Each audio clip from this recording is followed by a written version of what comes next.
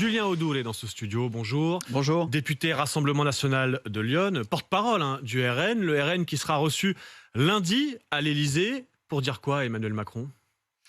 Je vous le dirai après cette réunion, mais surtout Marine Le Pen et Jordan Bardella vont rappeler qu'ils sont les représentants de 11 millions de Français.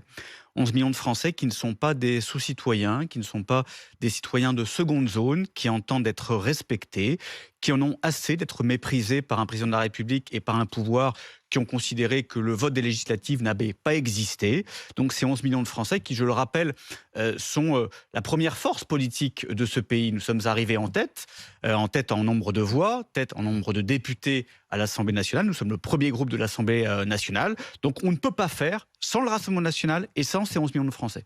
Mais ça veut dire que vous êtes prêt à participer à un gouvernement ? Parce que ça va être ça l'objet de ces rencontres, c'est de trouver un gouvernement, une majorité. Donc faire sans vous, ça veut dire faire avec le RN. C'est ça que vous demandez à Emmanuel Macron ? C'est de trouver Je vous rassure tout de suite, une entente ? Nous ne serons pas dans une coalition avec Emmanuel Macron. Nous ne serons pas la béquille d'Emmanuel Macron. Donc il doit faire avec vous, mais pas avec vous. Non, mais avec les Français qui ont voté pour nous. Il faut respecter la démocratie.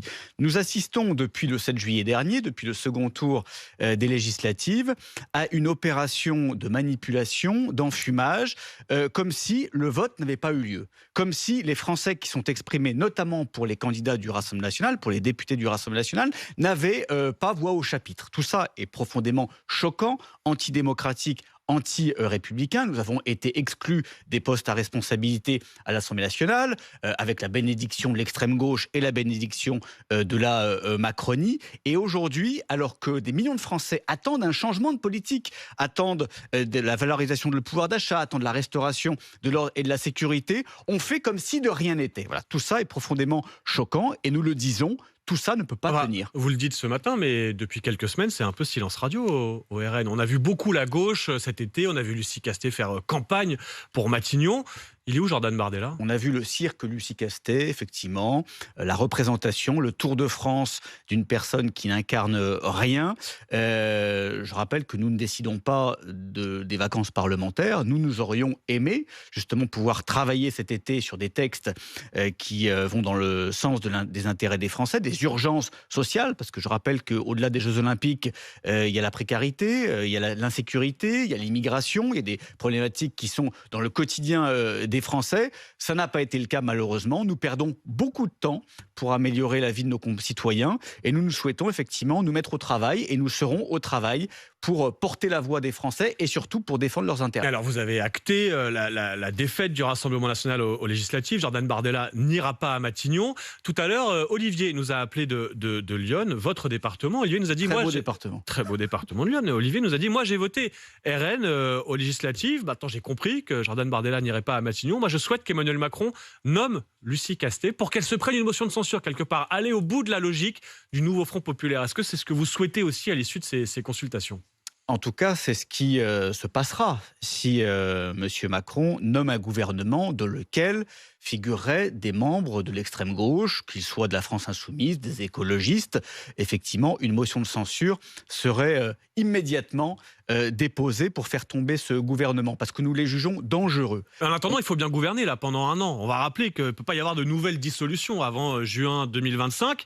Donc vous allez être quoi, dans l'opposition systématique ? Vous allez censurer n'importe quel gouvernement qui ne serait pas issu du RN ? Nous censurons tout gouvernement qui contient des membres d'extrême gauche. Nous le disons, nous le redirons et nous le ferons.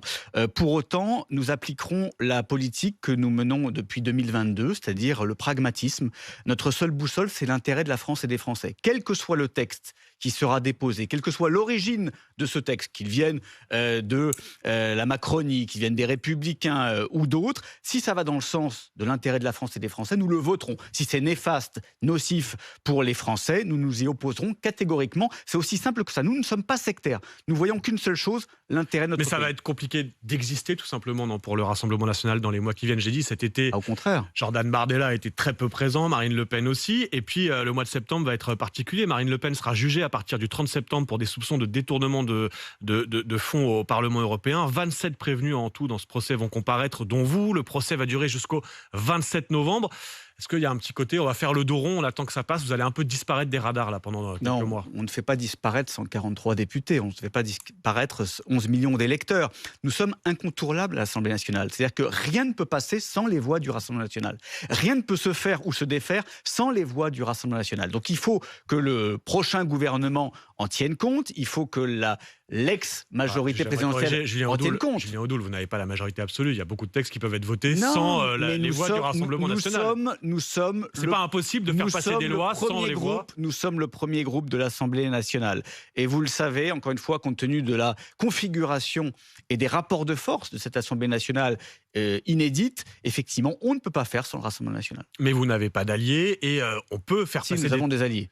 Éric Ciotti. Nous avons les alliés d'Éric Ciotti. Mais ça se limite là. Depuis, toutes les mains tendues sont restées sans réponse. Vous ne pouvez pas trouver de majorité sur des textes. Vous ne serez qu'une force d'appoint. Si nous prenons l'exemple de la retraite à 64 ans, contre laquelle nous nous sommes battus, elle ne peut pas être abrogée sans le Rassemblement national. Si nous prenons l'exemple d'autres textes extrêmement importants, pouvoir d'achat, sécurité, immigration, ce sera grâce au Rassemblement national. Alors du coup, j'aimerais une précision, Julien Audoul. Vous nous avez dit pas question de soutenir un gouvernement dans lequel il y aurait des membres d'extrême gauche. Vous pensez à la France insoumise. Vous pourriez voter par contre certains textes, je pense sur les retraites, avec la France insoumise. C'est surtout la France insoumise qui votera notre texte. Oui, après, nous le déposerons. Chacun le lira comme il le souhaite. Nous le déposerons d'abord, puisque nous avons l'honneur d'inaugurer la niche parlementaire, c'est-à-dire une journée où le Rassemblement national sera maître de l'ordre du jour à l'Assemblée nationale. Vous ne voteriez pas le texte s'il est déposé par les Insoumis, mais vous souhaitez que les Insoumis votent le vôtre. Je vous le redis, contrairement aux autres et contrairement à la France insoumise, nous ne sommes pas sectaires et nous ne voyons qu'une seule chose, l'intérêt de la France et des Français. Si ça va dans le bon sens, nous votons. Si ça va dans le sens contraire, nous nous y opposons. Merci Julien Audoul, député Rassemblement national de Lyon, porte-parole du Rassemblement national, d'être venu ce matin dans ce studio sur RMC, alors que débute dans 1h30 maintenant ces consultations à l'Élysée. C'est le nouveau Front populaire qui ouvre le bal avec Lucie Castet tout à l'heure. Mais lundi, Marine Le Pen et Jordan Bardella seront reçus par Emmanuel Macron.